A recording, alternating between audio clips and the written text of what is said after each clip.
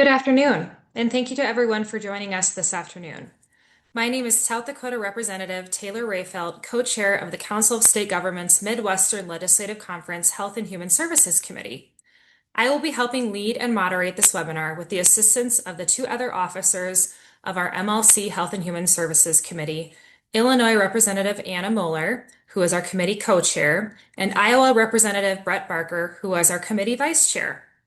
Our committee worked on putting this webinar together with the CSG Justice Center and the MLC Corrections and Public Safety Forum.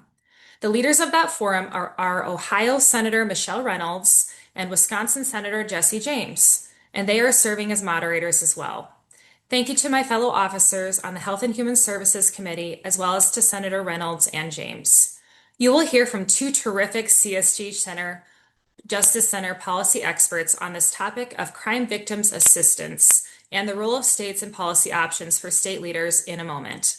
We chose this topic for several reasons. First and foremost, these assistance programs are critically important for the people and the communities impacted by violent crime.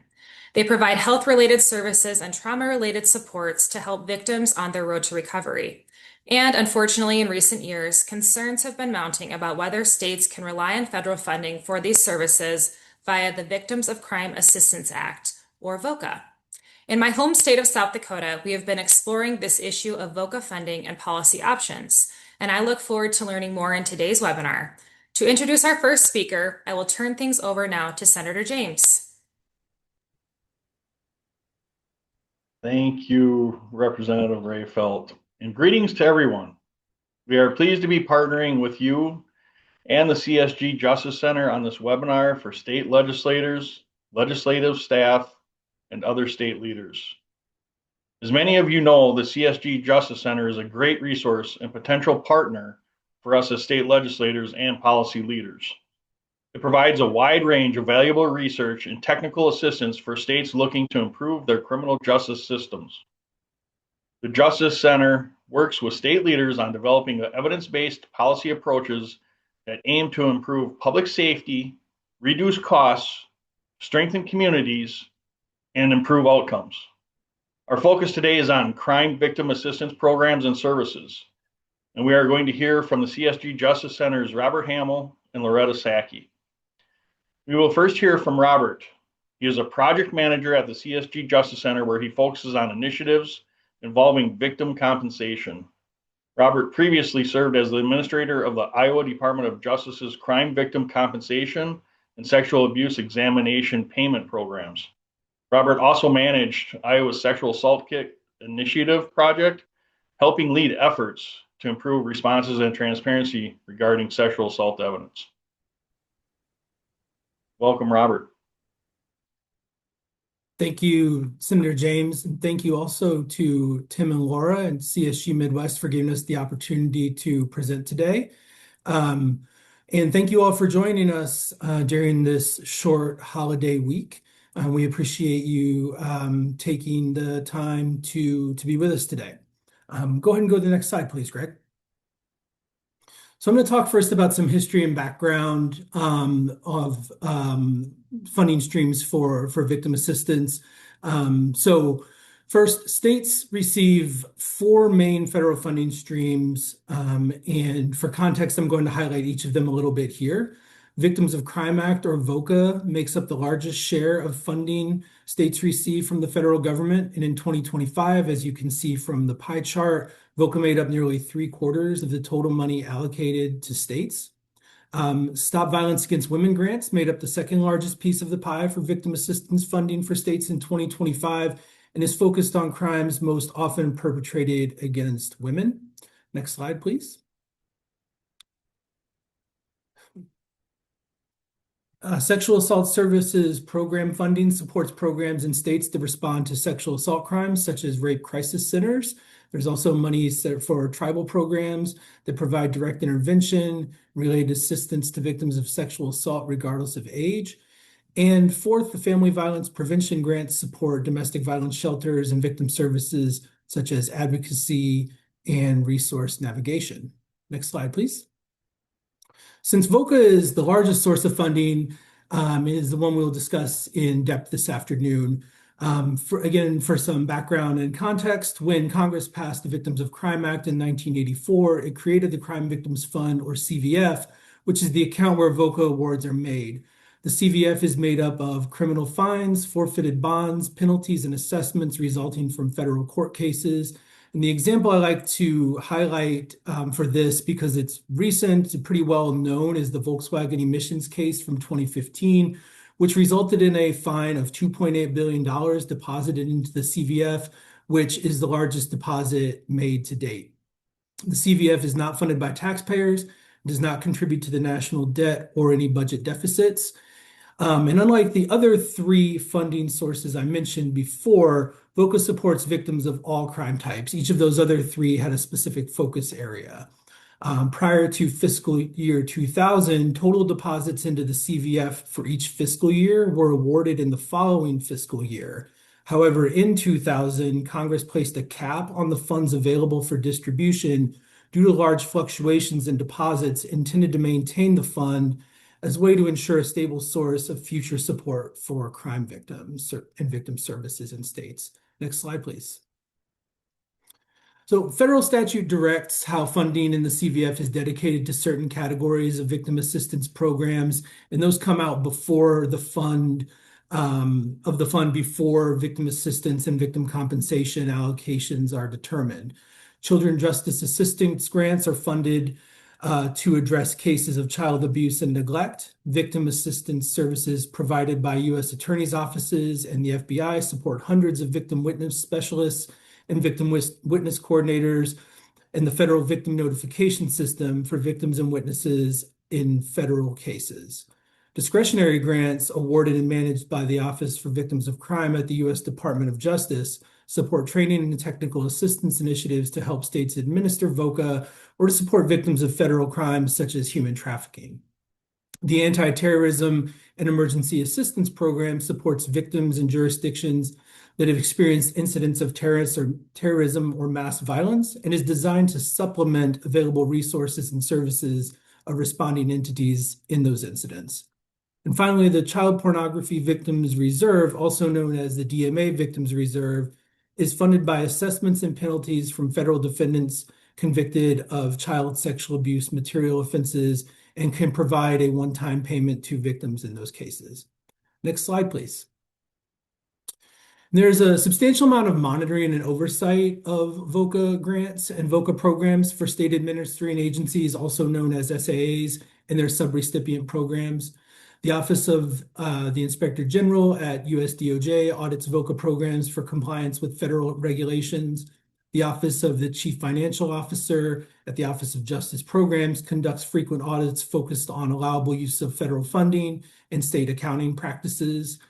The Office for Victims of Crime, which is the grants management agency for VOCA, conducts monitoring visits, checking on compliance with grant conditions, financial testing, and how SAAs are monitoring subawards made to grantees using VOCA dollars. State oversight, of course, is important as well, and is conducted through state auditors' offices, and of course, there is legislative oversight by relevant committees within state legislatures. Next slide, please.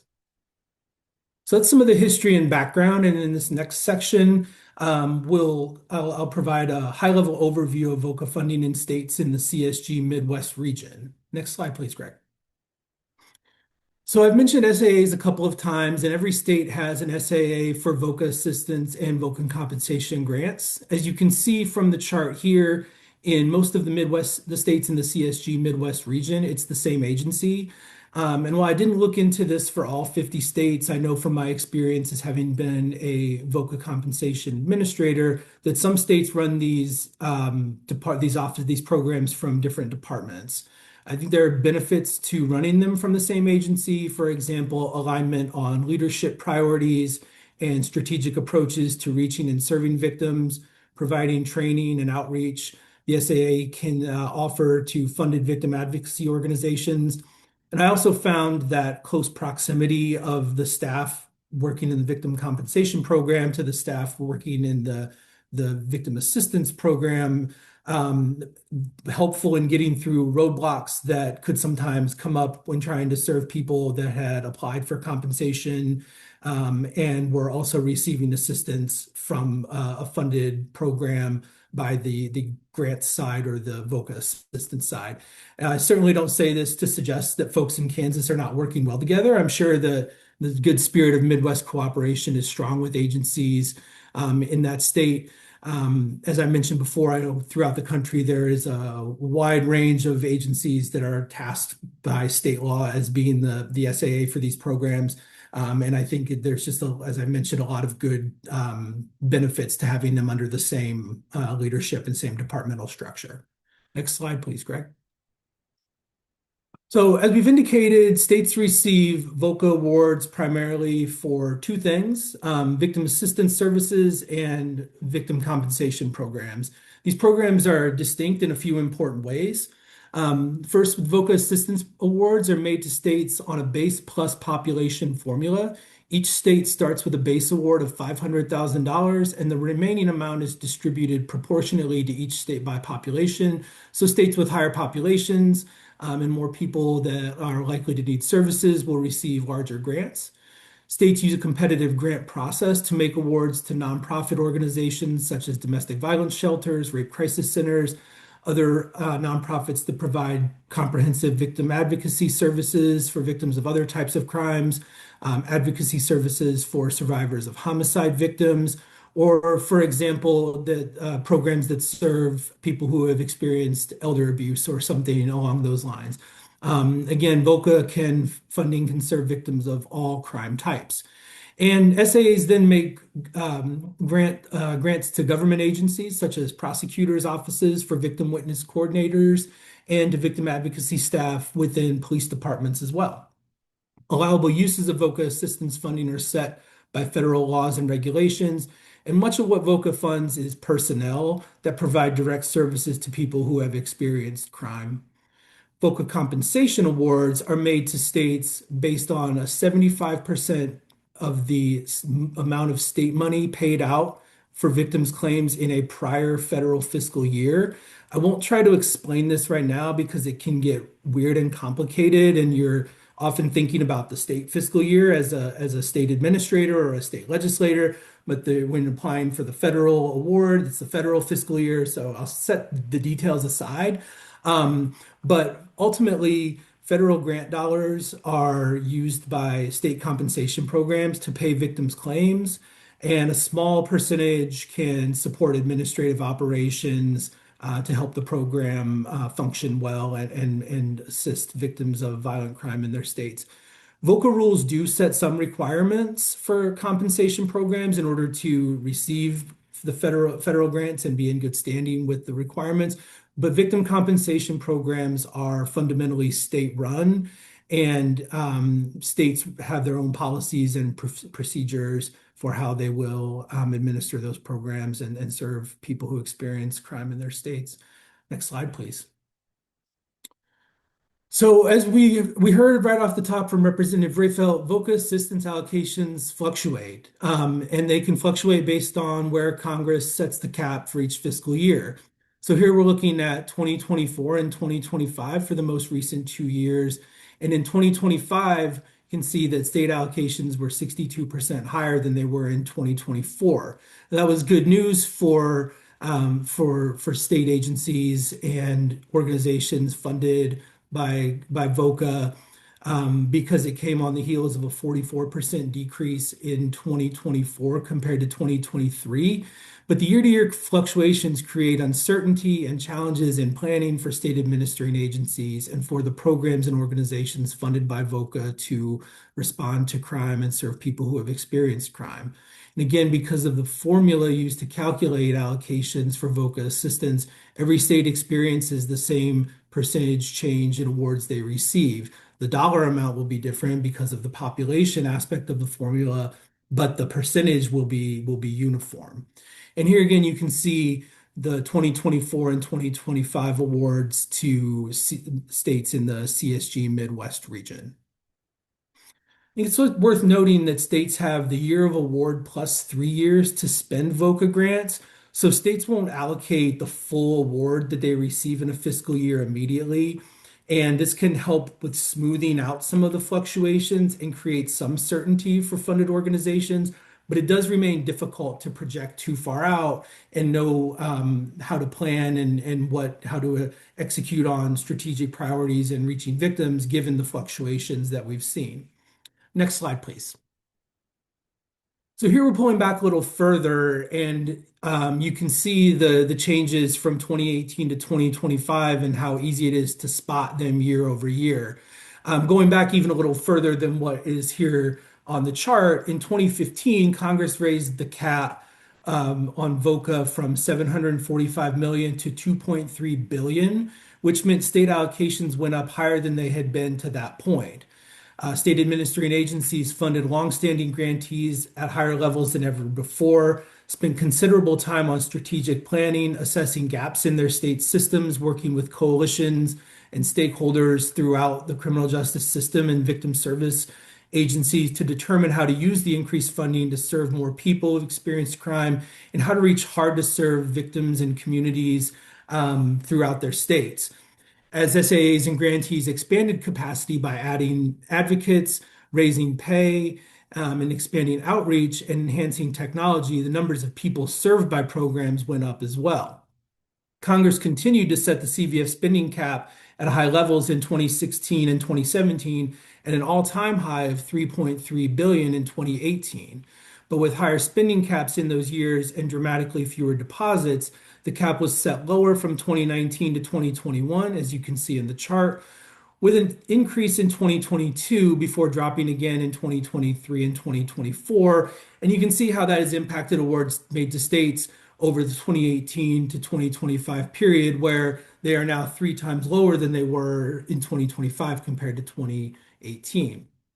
According to a brief by the National Association of VOCA Assistance Administrators, quote, this resulted in severe cutbacks for thousands of programs relying on VOCA, including reductions in services, staff layoffs, and limitations on service hours, unquote.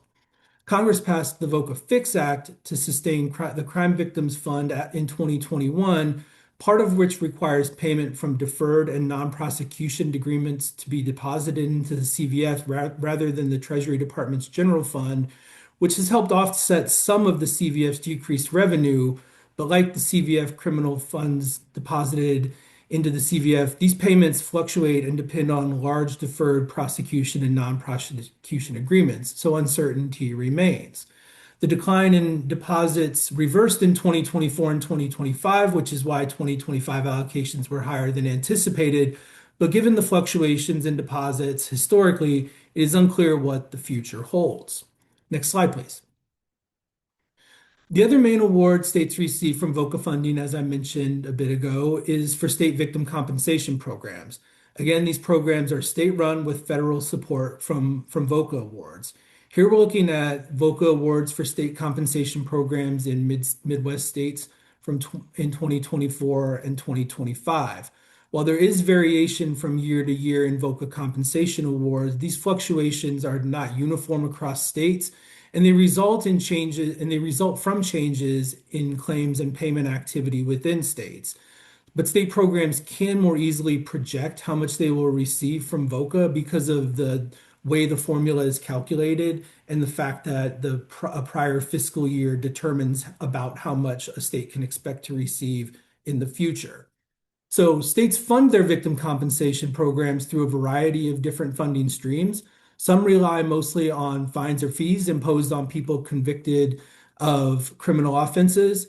Some use general fund appropriations. Most states seek restitution from defendants convicted for offenses that gave rise to a compensation claim. And all of those revenue streams go into a larger fund that states use to pay compensation claims for eligible victims. Most states have a combination of some of these sources. And for states to receive larger VOCA compensation awards, they must spend more state money. And states may do this by increasing expense caps on what they can pay already, or raising payment rates on eligible expenses, or by adding new expenses that are eligible to what they offer for victims and claimants. And there are only a handful of things that are that can't be included when certifying payouts to get a VOCA compensation award. For instance, damaged or stolen property has very specific limitations in terms of how it can be used to contribute to a federal VOCA compensation grant. Next slide, please. So I'll talk a little bit about how these programs support medical and mental health for people who experience crime in your states. Um, for VOCA assistance, some emergency care soon after victimization may be eligible when not covered by another source of funding. Medications and treatment to prevent infectious disease and some durable medical equipment may also be eligible. Mental health counseling, often provided in-house at a VOCA grantee organization, is also an allowable use of VOCA assistance dollars. As I mentioned earlier, a lot of what VOCA funds is personnel that is providing direct services to people who have experienced crime. So helping them navigate court systems, helping them and working with them to make sure that they know what's going on with the case, helping them navigate an investigation, helping them connect them with resources to ensure safety and stability following victimization are some of the main things that VOCA funds. But it can fund some health related expenses for crime victims. Next slide, please.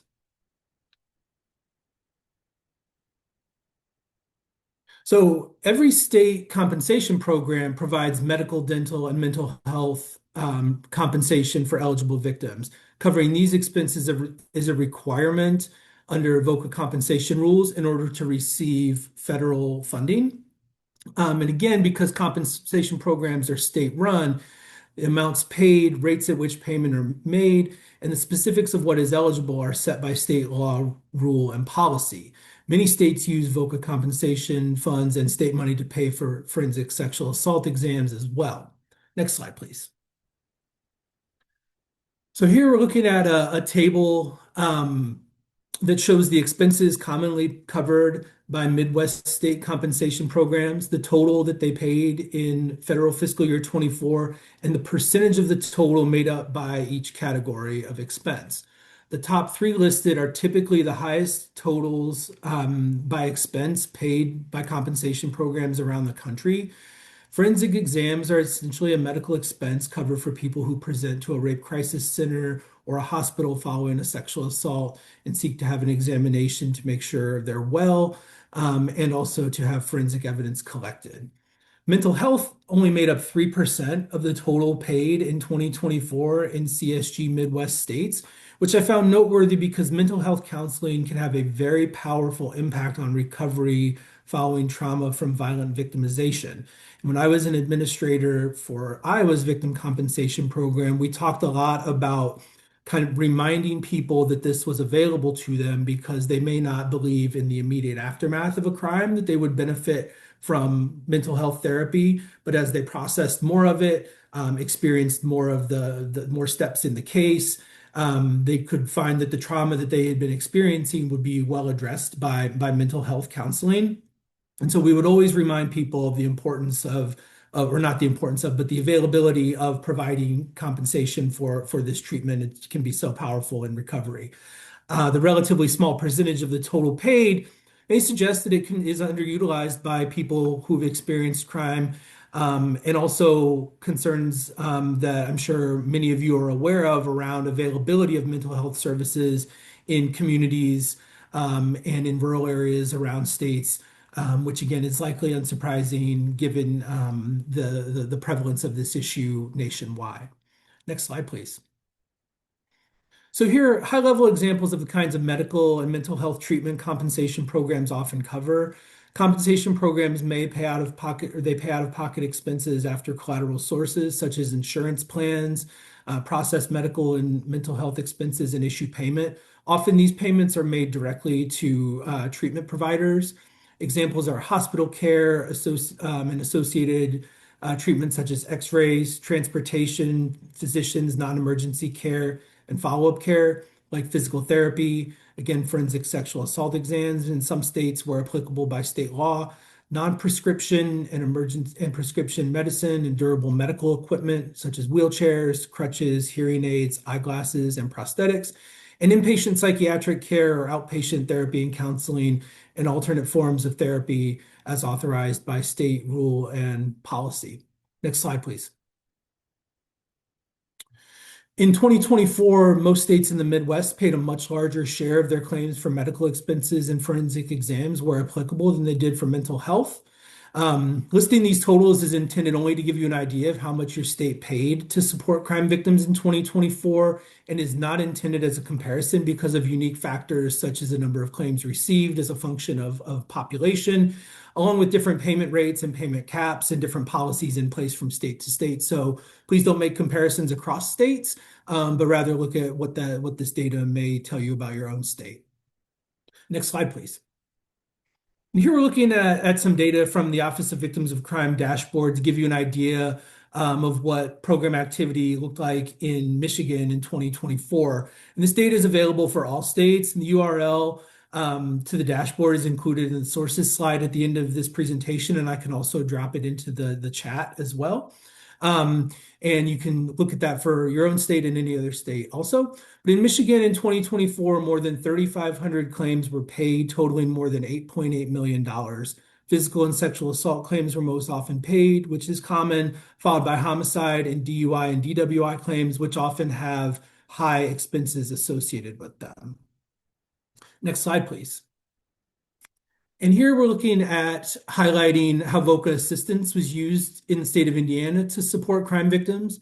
The state allocated more than $59 million in grants to nearly 200 organizations.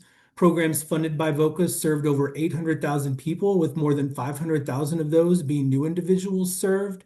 And in the final bullet point, you can see the most common types of services provided by funded programs.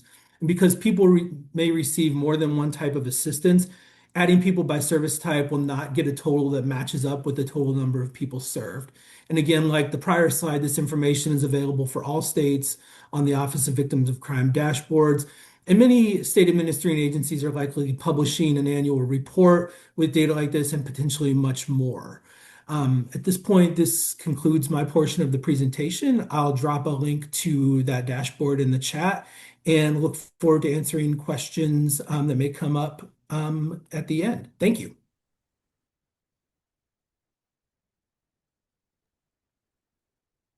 Well, thank you so much, Robert, for your presentation. My name is Ohio Senator Michelle Reynolds, and I help lead the Midwestern Legislative Conference Corrections and Public Safety Forum alongside my colleague, Senator James.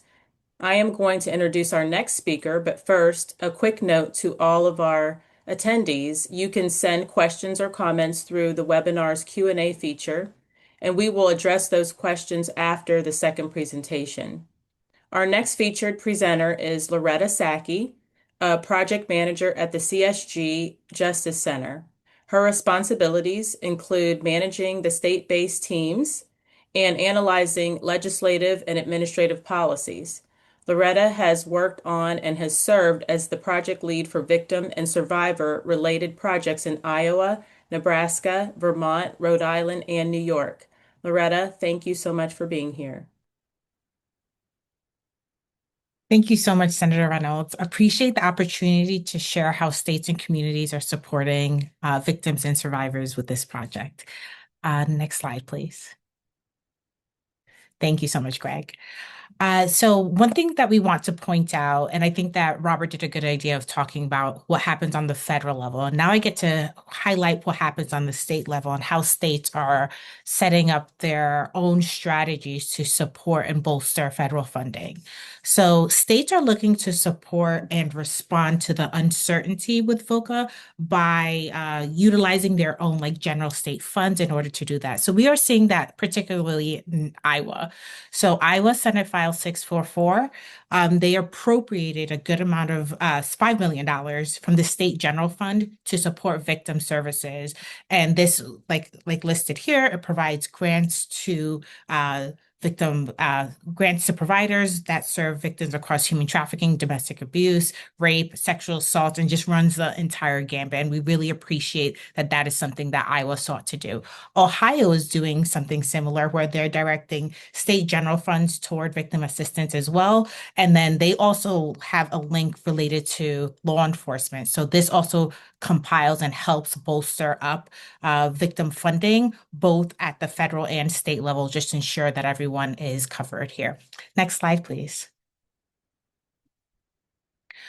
We are also looking at two other additional states. We have Maryland and New York, who are creating reoccurring structural funding mechanisms. So in Maryland, they guarantee a supplemental amount every single year that's going to be available for victim services. And we see that that amount is 60 million. And in New York, there is a recurring 5 million survivor access financial empowerment, also known as SAFE, and that is specifically focused on domestic violence survivors. And then they also have allocated an additional 35 million to support law enforcement and district attorneys. So that kind of makes a really roundabout way to ensure that survivors are feeling additional support, especially when we kind of see, like Robert pointed out, sometimes the amounts could be significantly higher and then a little bit lower, and how states are looking to adjust that. Next slide, please.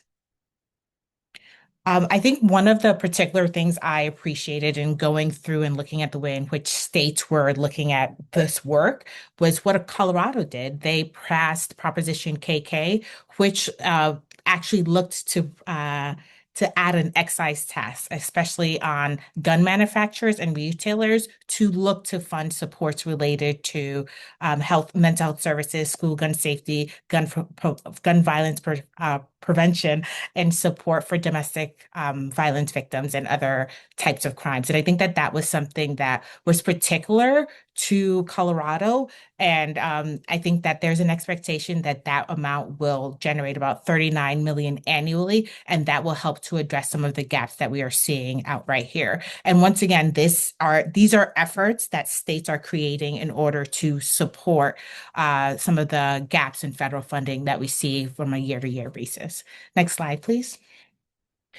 We also see Alabama and California. They have invested general fund dollars to address the backlog in victim services. So that was particular to Alabama. And in California, they have provided a one-time general fund allocation for the budget to backfill any funding gaps that occurred during in the previous years. And I imagine that that's something that with the constant like upheaval and the constant change, we might see California do a little bit more of that. And it's also a very encouraging aspect because I think a lot of states might look to do something similar to ensure that if the federal government or if VOCA funds aren't there to support every single victim, that they will provide that the states will provide individuals support by their state funds. And we think that that is a great way to kind of look at things as well.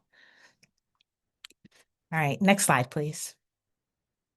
So one of the things I think is important is also just the opportunity to have discussions about how how this work can be allocated and looked about a little bit differently. So on our end, we've had the privilege to work with several states, and we kind of highlighted a few of them here on how we looked to support victims. And one of the things that we did in particular with the New York project is that New York, the Office of Victim Services contracted with our organization, particularly with myself and Robert and our team. And we did a needs assessment on victims and survivors of crime across New York State.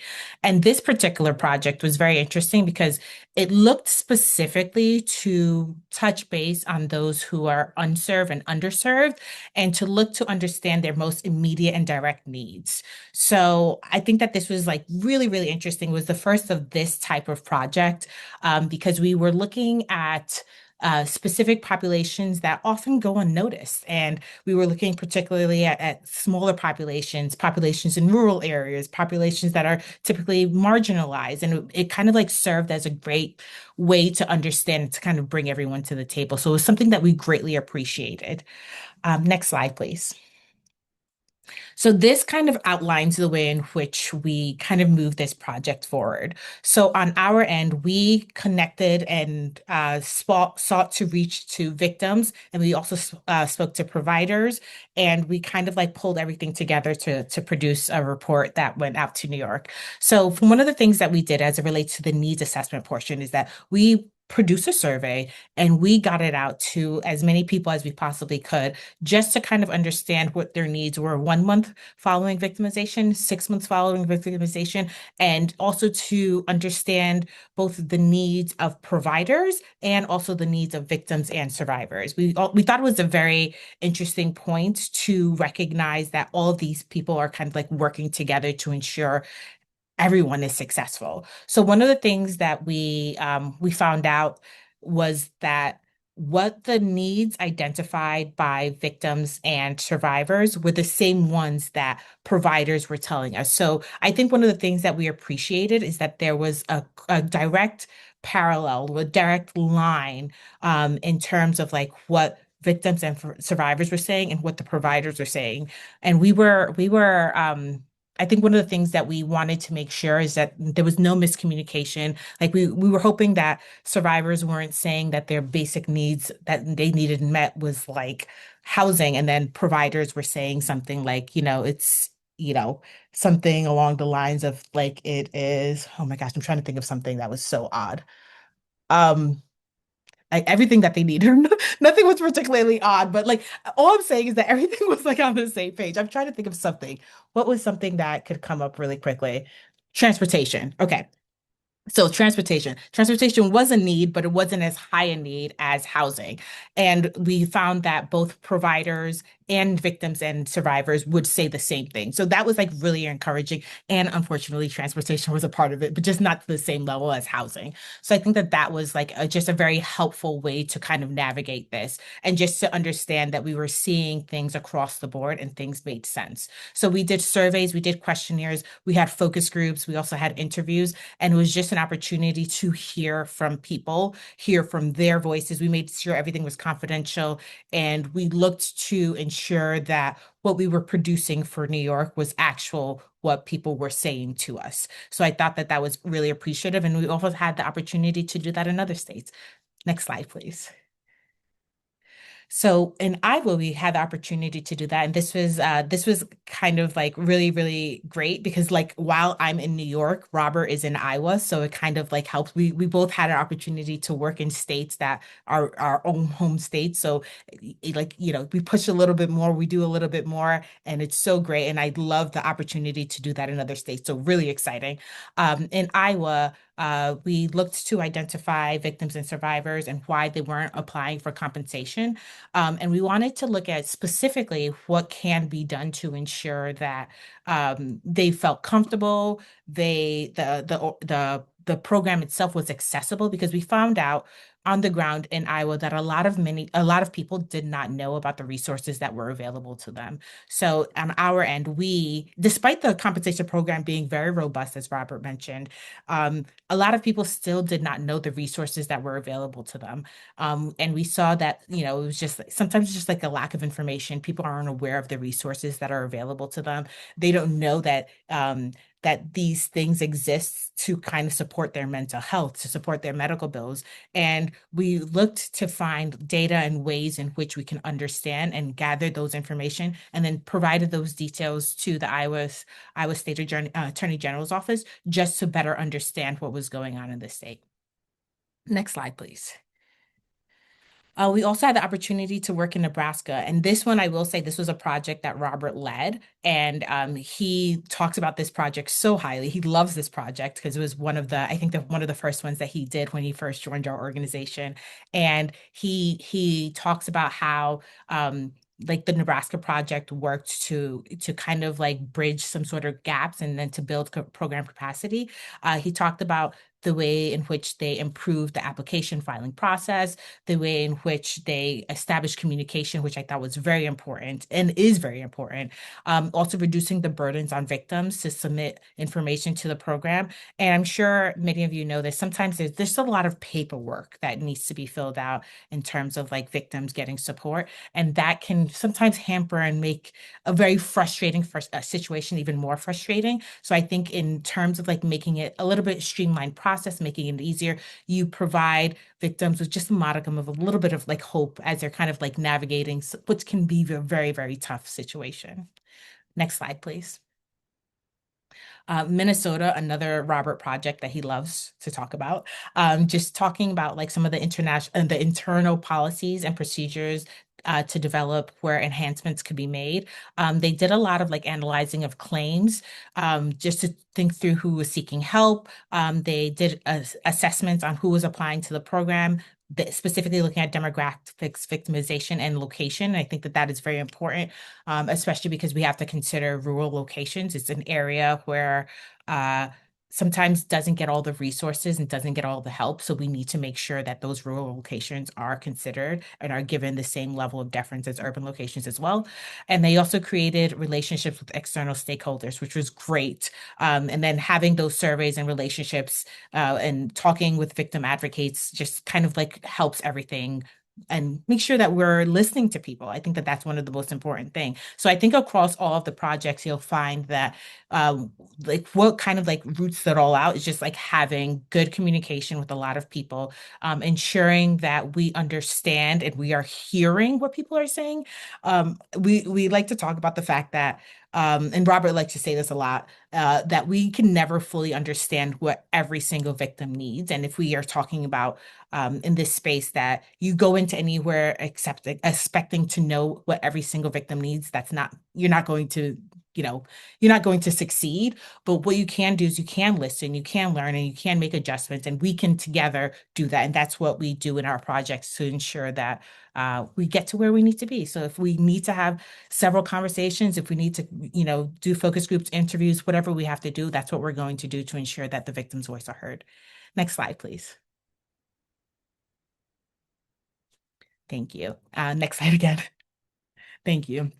So for this particular section, we're going to talk about how to engage the community and how to pull on those levers to ensure that victims are still at the forefront of everything. So you'll see that we've identified that community-centered collaboration is essential to addressing the victim and survivors' needs, and also to strengthen public safety. One of the things that we've noted both on both on the New York project, the Iowa project that I worked on, and both in the Nebraska and Minnesota project that Robert worked on, is just that all of these projects ensured that we talked to people, we talked to community members, we talked to individuals who were navigating in some way, shape, or form to ensure that we hear their voices, we understand what they need, and we often recognize that these are the people that people talk to first. Like if victimization does occur, it often happens that people will turn to their community because they're telling their pastor, they're telling their leaders in the community, they're telling their family. So oftentimes we have to put more impact and results in the community to ensure that it then outwardly expands. Because I think what we found in a lot of our work is just that people will tell like a neighbor, or they will tell a friend, and then the friend, if they know any of these details, will then lead them to a government program or to tell them to reach out to another place. So I think one of those things is that if you inform the community that these resources are available, people will be inclined to listen. If a friend is like, oh, you should check out this resource, it helps with domestic violence, or you should check out this resource as a person who suffered from sexual assault, you need to check out these resources. Oftentimes, and we lean on our communities in various ways. So I think that this is one of those areas where we find the necessary ways, or one of the necessary levers to make sure that victims are heard, is to lean in the community, to invest resources in the community, to provide community-based support. And then this also could lead to crime prevention, public health, and public safety like options that make things a lot better for victims and survivors of crime. Next slide, please. One of the things that we also talked about is the state agencies, because they are at the crux of it. I think that they are the ones that kind of like navigate in between. They are listening from the both from like, from victims and survivors, just what's happening there. And they're also like listening on the other end with legislators and trying to navigate the policy. So I think one of the things that can be helpful for state agencies is just to collect more data. If it's a way to conduct surveys, interviews, focus groups, just ways in which you are actually listening to victims and hearing what their needs are and identifying some of those needs. Again, you're not going to get every single need, but getting a good sense of like where the community is and where people are, I think that that is very helpful. One of the things that we like to talk about is gap analysis. Like, where are those services lacking? Where are things not being fully formed? Where are things not being fully realized? And that's one of those things that we identify as well. Stakeholder collaboration is something that we talked about as well. Like, talk to the community. The community typically knows what's going on. So talk to the community, make sure that they feel heard, they are heard, and just make sure that they are a viable part in the processes that are moving forward. I think one of the things that we often talked about as well, and it's not directly here, is just make sure that people are paid well, because we do know that salaries is also very important in this space and ensuring that people feel heard and also can afford life. I think one of the things that we talked about and came up a few times amongst a lot of these projects is that people who are working in this space don't feel as though they're valued in terms of salary. So one of those ways is that we can ensure that those in the state agencies and those who are working on the ground can feel like they are heard by raising some of their salaries as well. Next slide, please. And for legislators, for the opportunity to speak to legislators, is just that making sure that the community, that there's conversation with the community.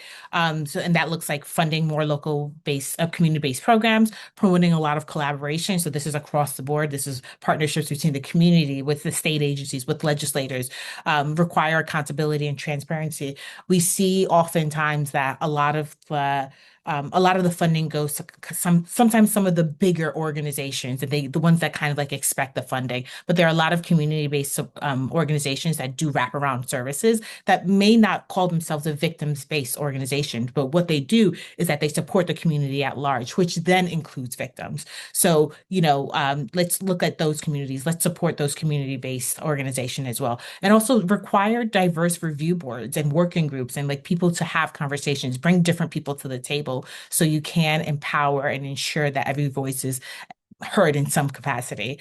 We also recognize that by listening to communities, laws can be created that better reflect the realities of victims and survivors, and also provide them with the resources that they truly need. I think one of the things that we consistently learn through all of our projects is the need for housing, shelter, mental health support, and like all of these things. And I think we even found I think particularly in the New York project, we found that even getting assistance, like with lawyers, that was something that was definitely needed. So the victim, like we said, runs the gamut of things that they need, and we have to be there to support them in their various ways. Next slide, please. So one of the things that you can do to support stability for victim services in your state is convene victim services, look for statewide coalitions, community-based programs, law enforcement, prosecution, and others to evaluate the impact and uncertainty of federal funding and how they might have the effect that that might have on victim services programs and those who experience crime. You can evaluate your state's current victim service funding for effectiveness or identify options for state funding to reduce uncertainty caused by the fluctuating federal awards, as pointed out by Robert.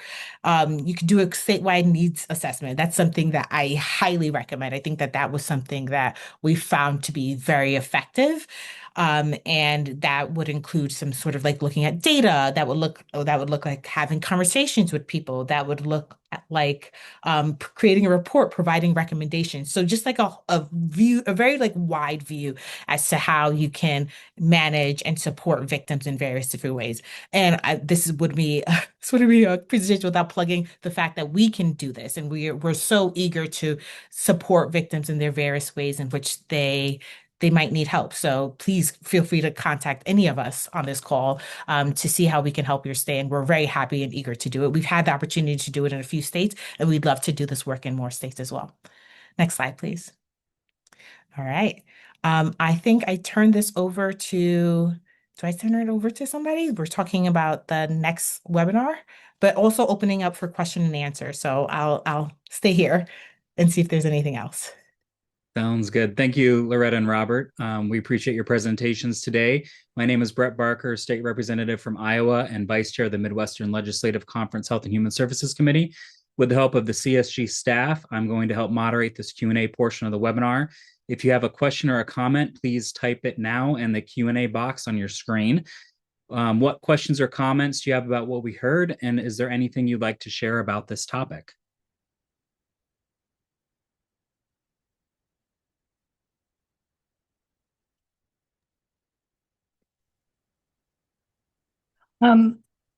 Representative Barker, I want to point out that Robert answered a couple questions in the Q&A, and we might want to have him verbalize, especially the issue of the fluctuating federal funding and how that might be stabilized.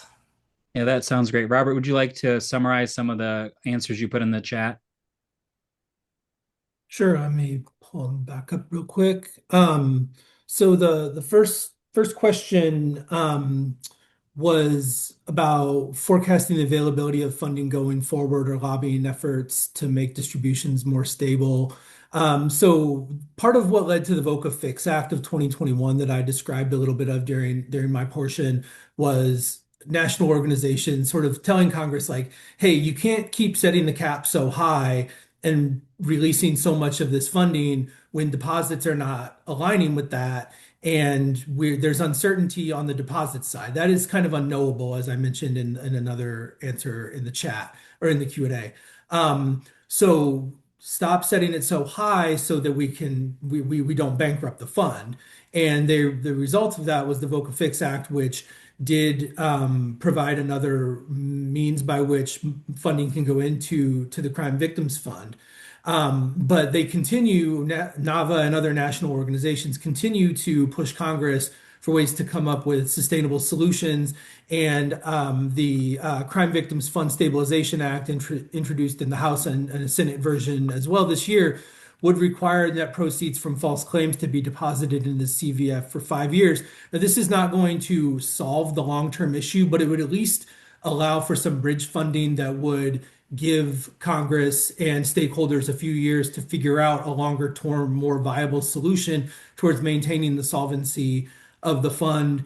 As deposits again are an unknowable answer.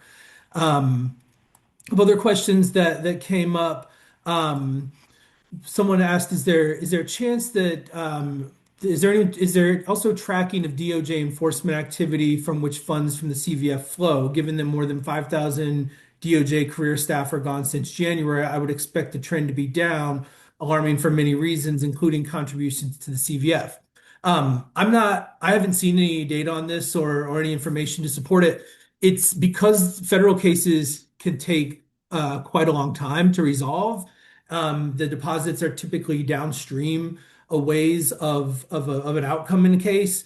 And so I think that this is potentially a real factor. And I would imagine NAVA and others are paying attention to it and letting Congress know that there are concerns around this. But it may be something that takes a while to see bear out in terms of what it means for deposits within the CVF. Thanks, Robert. There's also a question that came in about discussing support for victims of mass shooting. Is there anything Sure. you would like to? Yeah, so when there's a mass violence event, the Office for Victims of Crime has what is essentially a separate pot of money it can provide to states.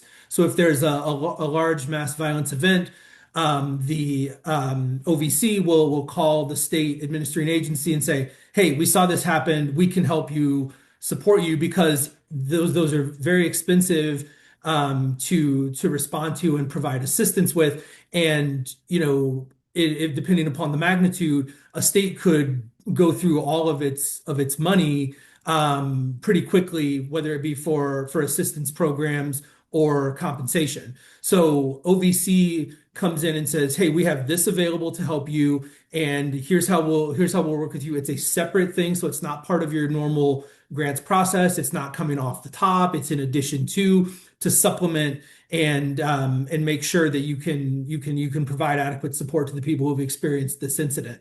And you think about some of the larger mass violence incidents that we've had in the country over the last several years. Each of these involve a mobilization by the Office for Victims of Crime to provide the funding. What's the state is responsible for typically is the logistics. So who is going to lead the effort in response to that incident? Is it going to be the prosecutor whose jurisdiction the incident fell within? Is it going to be the law enforcement agency within that jurisdiction? Is it emergency management? And then who all needs to be at the table and functionally in the room, in a large room or a large space to help support the people who have experienced that incident? And I would also like to add that typically, like Robert definitely talked about the inner workings of it, but also I think one of the things that immediately happens is like mental health and medical support for those who are in need of that. So that's something that happens. But Robert did mention the pot of money that comes from.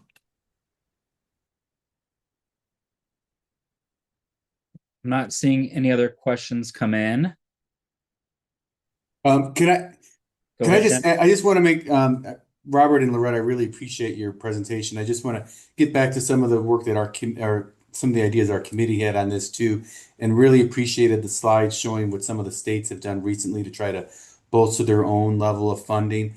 But Robert and Loretta, can you just kind of summarize? My sense was from your presentations that, and what I've heard before, that we have, the crime um, assistance programs and then the compensation.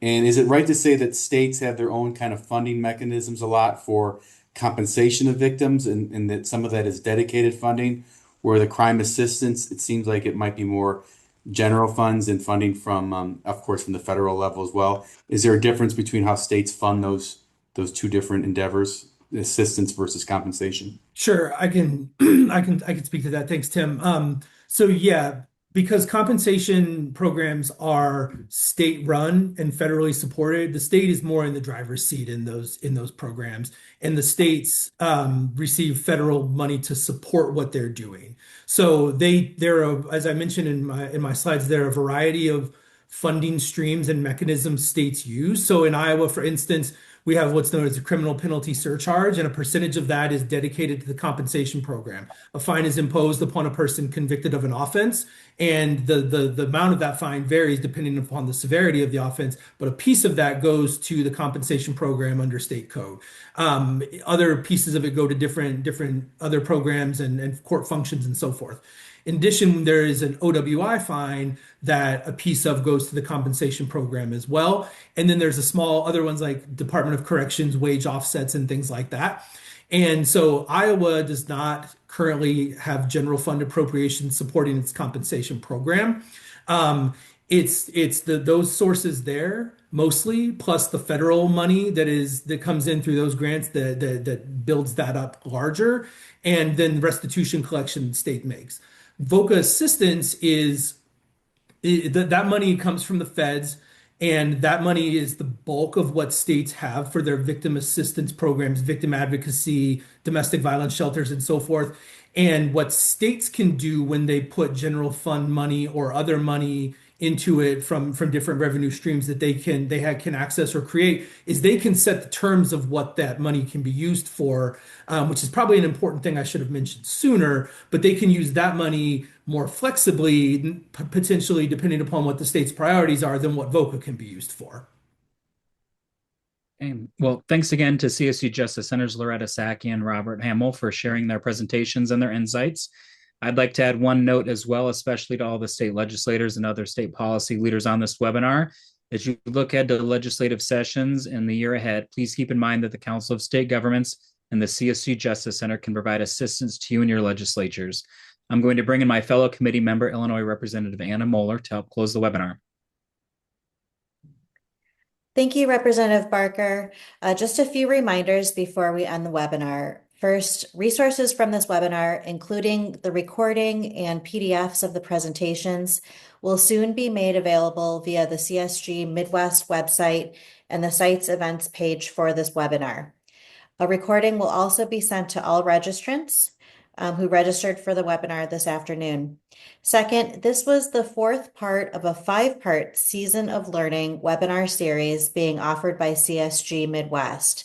The last webinar will be held on December 17th, starting at 1:30 p.m. Eastern Time, 12:30 p.m. Central Time, and the topic is farm succession planning and related state laws and programs. You can register for the event at csgmidwest.org. Lastly, our Midwestern Legislative Conference Health and Human Services Committee will continue to develop new resources and learning opportunities for legislators. We welcome your input. Please contact CSG Midwest Tim Anderson at tanderson@csg.org with your ideas. CSG can also bring health or criminal justice related program to your state capitals. If you have an interest in partnering with CSG on this, please contact him. So for now, thanks to all of you for joining the webinar. I hope you have a great rest of your day and a very happy Thanksgiving to you all. Thanks again.